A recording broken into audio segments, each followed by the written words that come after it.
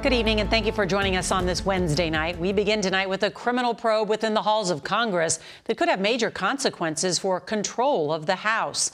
Embattled Congressman George Santos pleaded not guilty today to a 13-count federal indictment in a New York courtroom.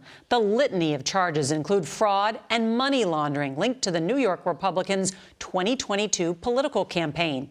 He has previously admitted to lying about his resume, his family, and his religion. The first-term congressman is following the Donald Trump playbook by calling the prosecution a witch hunt. More than a dozen of his fellow Republicans in Congress have called on Santos to resign, and the Speaker of the House isn't going that far. But this just in, Kevin McCarthy says he will not back Santos for re-election.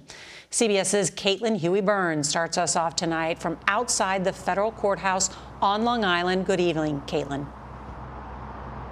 Good evening, Nora. Well, prosecutors say George Santos relied on repeated dishonesty and deception to get elected and to enrich himself. And today, Santos met those allegations with that same defiance that he's been showing since it was first revealed he fabricated much of his resume and background.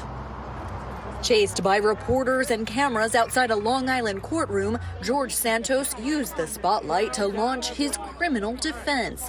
I'm going to fight the witch hunt. I'm going to take care of clearing my name. And Santos was released on bond after pleading not guilty to charges of fraud, money laundering, and making false statements in connection with his 2022 congressional campaign. I believe I'm innocent. In a 13-count indictment, prosecutors detailed an alleged scheme by Santos to solicit funds from donors who believed they were contributing to his campaign. Instead, they say, Santos spent the money on personal expenses, including luxury items like designer clothes and credit card payments. They said Santos lied about his income and his assets on these candidate disclosure forms. Santos said those prosecutors don't have all the evidence. What evidence do you have that they don't have? Oh, I have plenty of evidence that we will now be sharing with the government in this case to make sure that I can defend my innocence.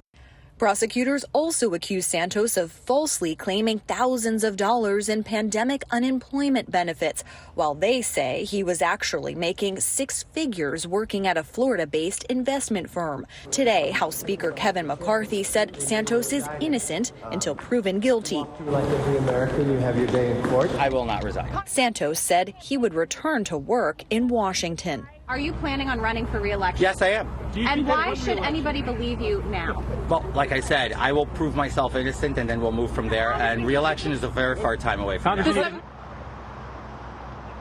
And as part of his $500,000 bond agreement, anytime Santos travels anywhere outside of D.C. and New York, he has to alert federal prosecutors. And he's expected to make his next court appearance on June 30th. Nora? Caitlin Huey-Burns, thank you.